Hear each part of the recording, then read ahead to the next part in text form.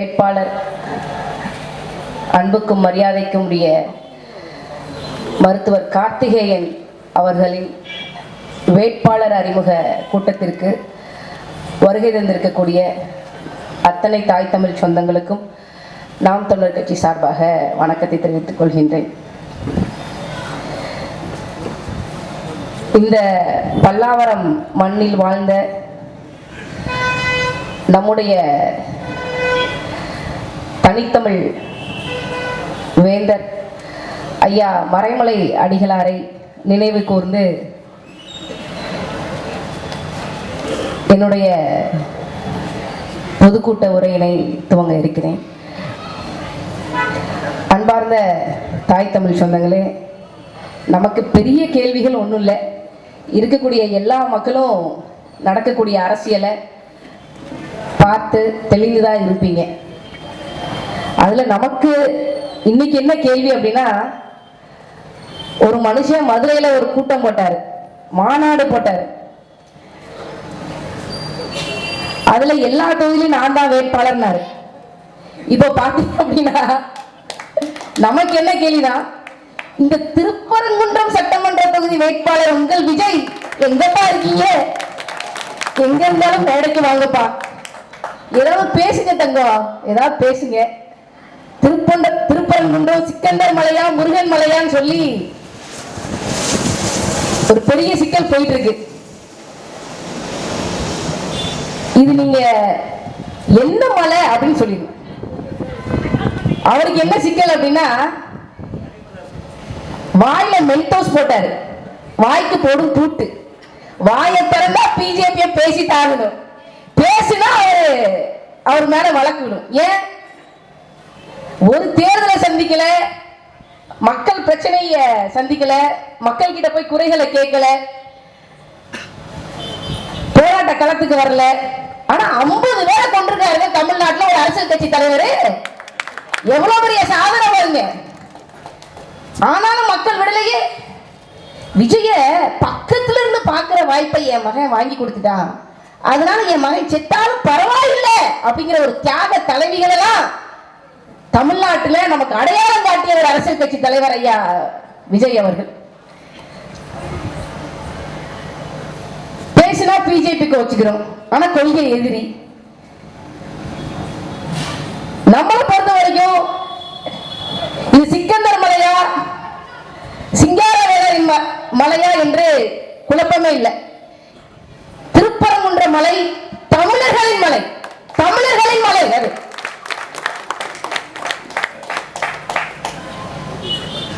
கார்த்திகைக்கு தீபம் ஏத்தணும், மலையில ஏத்தணும். கன்னியாகுமரியில அத்தனை மலை இருக்கு, வெட்டி கொண்டு போயிட்டு இருக்காங்க. அங்க ஏத்துங்களே, கார்த்திகை தீபத்தை அங்க ஏத்துங்களே, ஏத்த மாட்டாங்க. ஏன்? பாஜகவினுடைய நண்பர், பாஜக படியளக்கக்கூடிய ஆசாமி அதானி அவர்களுடைய துறைமுகத்திற்கு கன்னியாகுமரியினுடைய மலைகள் வெட்டி கொண்டு செல்லப்படுகின்றது. ஒன்னு இல்ல, ரெண்டு இல்ல, தினமும் பல நூற்றுக்கணக்கான டன் கன்னியாகுமரி மலைகள் பிஜேபி அதானிக்கு வெட்டி கொண்டு செல்லப்படுகின்றது. அதனால் கன்னியாகுமரி மலையை பற்றி அவர்கள் கவலைப்பட மாட்டார்கள்.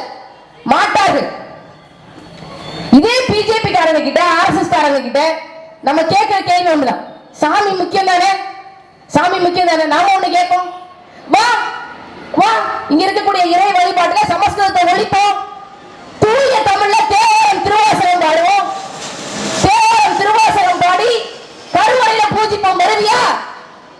இங்க இருக்கக்கூடிய பிஜேபி காரர்கள், ஆர்எஸ்எஸ் காரர்கள் வருவார்கள்? வரமாட்டார்கள். காரணம் என்ன? அவர்கள் சமஸ்கிருதத்தை தாய்மொழியாக கொண்டது செத்து போச்சு. சமஸ்கிருதத்தை கொண்டு வரணும். சுக்லாம்பரம் சசிவர்மம் அதான் வேணும் அவங்களுக்கு. நாம் தமிழர் கட்சி என்ன நடக்குது, என்ன சொல்லுது? நாம் தமிழர் கட்சியின் கோட்பாடு என்னங்க? தமிழ்நாட்டை தமிழர் ஆளணும்.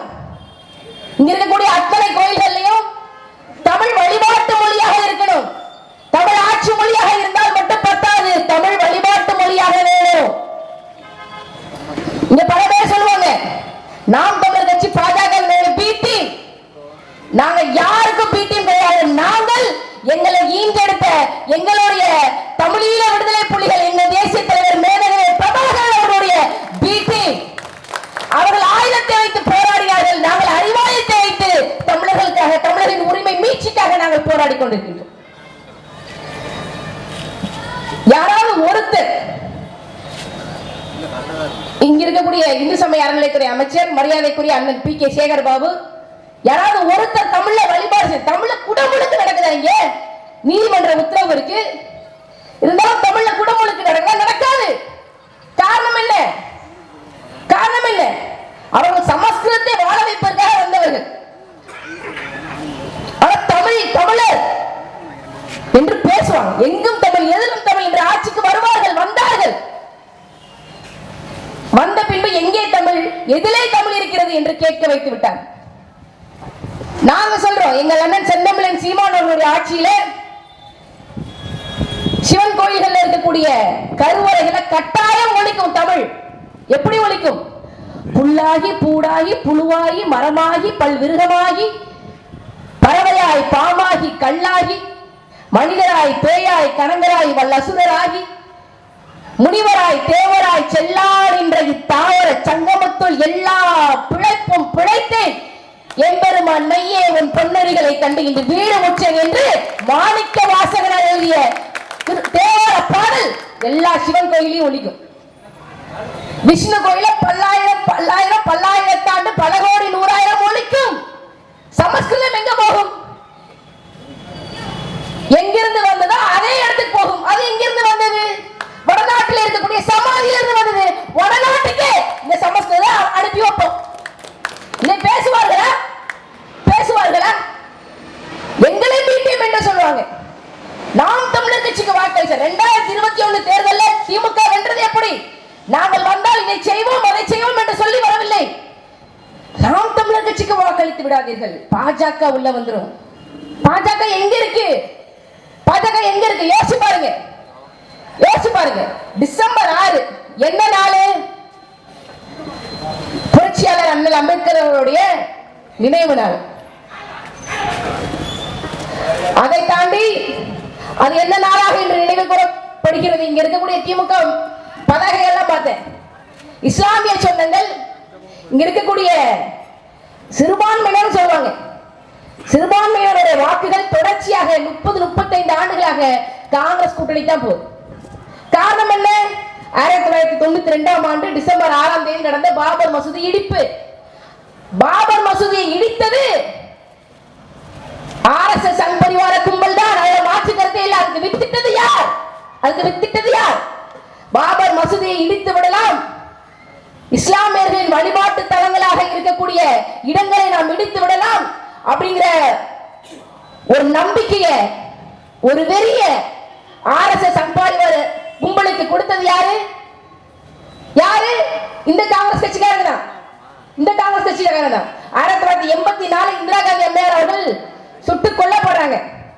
அதுக்கடுத்து திண்ணையில இருந்தவருக்கு திடுக்கிற ராஜயோகம் வந்த மாதிரி ராஜீவ் காந்தி வெற்றி பெற்று ஆட்சியில இருக்கிறார்.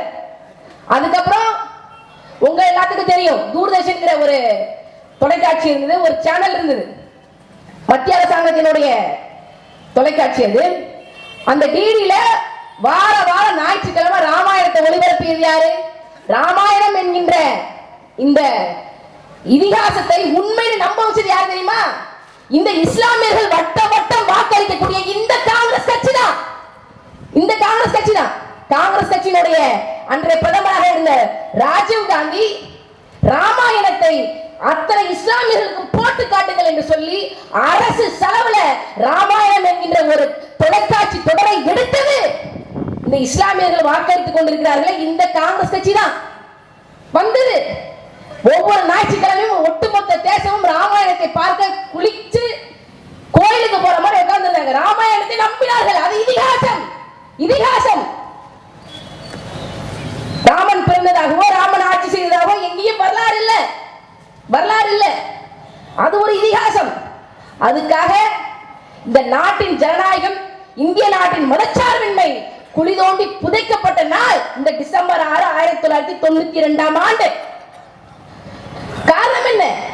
இவர்கள் பிஜேபி சொல்வார்கள், ஆனால் பிஜேபி காரனுக்கு பாபர் மசூதியை இடித்து விடலாம் என்ற நம்பிக்கை ஊட்டியது காங்கிரஸ் தான் என்று ராஜீவ் காந்தி தான் என்று யாரும் சொல்ல மாட்டார்கள். அது மட்டுமில்ல, ராமாயண தொடர் எடுத்தது மட்டுமில்ல, 1989 தேர்தல் நடக்குது. தன்னுடைய தேர்தல் பரப்புரையை முதல்ல அயோத்தியிலிருந்து தொடங்கிய ஒரு கொடுங்கோலன் காங்கிரஸ் கட்சியை சேர்ந்த ராஜீவ் காந்தி மறந்துவிடக் கூடாது. இஸ்லாமியர்கள், இஸ்லாமிய சொந்தங்கள் இந்த உண்மையை தெரிந்து கொண்டு நீங்க திமுக வாக்களிங்க. இதெல்லாம் தெரிஞ்சதுக்கு அப்புறம் திமுக வாக்களிச்சீங்கன்னா ஐயா சாமி கும்பிடுதான். இதெல்லாம் தெரிஞ்சுக்கோங்க. திமுக காரங்களுக்கு இந்த வரலாறு தெரியும், அதனால உங்களுக்கு சொல்ல மாட்டாங்க. ராஜீவ்காந்தியினுடைய கரங்கள் ஈழத்தமிழர்களை மட்டும் இந்தியன் பீஸ் கீப்பிங் ஃபோர்ஸ் என்று அழைக்கவில்லை, ஒட்டுமொத்த இந்தியர்களுக்கும் எதிரான பல காரியங்களை செஞ்சது ராஜீவ்காந்தியினுடைய கரங்கள். தெரிந்து கொள்ளணும். வரலாற்று உண்மை எந்த காங்கிரஸ் கட்சிக்காரங்களும் மறுக்க முடியுமா? அயோத்தியில கோயில் கட்டியாச்சு, மோடிலாம் போறாரு. மோடிலாம் வந்து சிறப்பு அழைப்பாளரா போறாரு, கருவறையில உட்கார்ந்து பூஜையில உட்காராரு. காங்கிரஸ் சேர்ந்த கமல்நாத் என்கின்ற தலைவர் என்ன சொல்றாரு? எங்களுக்கும் இதில் பங்கு இருக்கு என்று காங்கிரஸ் கட்சியினுடைய தலைவர் சொல்றாரு. காரணம் என்ன? ராமாயணம் இதிகாச குப்பையிலே அது உண்மைதான் என்று இத்தனை கோடி இந்தியர்களை நம்ப வைத்தது இந்த காங்கிரஸ் கட்சி தான். இந்த காங்கிரஸ் கட்சி தான் இவங்க வாக்களிக்கிறாங்க. நாம என்ன சொல்றோம்? நாம் தமிழர் கட்சியினுடைய தலைவர் எங்கள் அண்ணன் செந்தமிழன் சீமான் அவர்கள் என்ன சொல்றாங்க? இந்த தீர்ப்பு நீதிமன்றத்தில் என்ன தீர்ப்பு வந்துச்சு? உங்களுக்கு மசூதி கட்டிக்கிறதுக்கு நாங்க ஊருக்கு ஒதுக்குப்புறமா இடம் தர்றோம். இது வந்து அயோத்தி கோயில் கட்டிக்கலாம் அப்படின்னு சொல்லி தீர்ப்பு கொடுத்தாங்க. நாங்க தான் இந்திய நாட்டில், இந்திய நிலப்பரப்புல இங்கே வந்தது நீதிமன்றம் கொடுத்தது நீதி அல்ல, இது வெறும் தீர்ப்பு தான் என்று சொல்லி இஸ்லாமியர்களுக்கு ஆதரவாக நின்ற ஒரே கட்சி நாம் தமிழர் கட்சி தான். அப்ப கூட நாங்க பேசணும், ஒட்டுமொத்த இந்தியாவும் உங்களுக்காக இருக்கிறது, வெறும் சில ஏக்கர் நிலங்களை வாங்காதீர்கள் என்று பேசணும். ஆனாலும் இந்த இஸ்லாமிய சொந்தங்கள் மனம் மாறவில்லை. நீங்கள் மனம் மாற மாட்டீர்கள் என்று தெரியும். நாம் தமிழர் கட்சியினுடைய மாநில ஒருங்கிணைப்பாளர்கள் ஒருவராக இருக்கக்கூடிய எங்கள் அண்ணன் ஹுமாயூன் அவர்கள் தான் சொல்லுவாங்க, 5 மத கடமைகளை விட இன்னொரு மதக்கடமை இஸ்லாமியர்களுக்கு இருக்கு, அதுவும் குறிப்பாக தமிழ்நாட்டு இஸ்லாமியர்களுக்கு இருக்கு.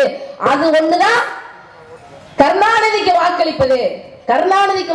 கருணாநிதி சொன்ன சட்டமன்றத்தில் பிஜேபி காரர்கள் கூட சொல்ல தயங்கிய ஒரு வார்த்தையை சட்டமன்றத்தில் கருணாநிதி சொன்னார். என்ன சொன்னார்? இஸ்லாமிய தீவிரவாதிகள், ஆயுதத்தை பயன்படுத்துபவர்கள் தீவிரவாதிகள் என்றால் ஆயுதத்தை உற்பத்தி செய்யக்கூடியவர்கள் யார்?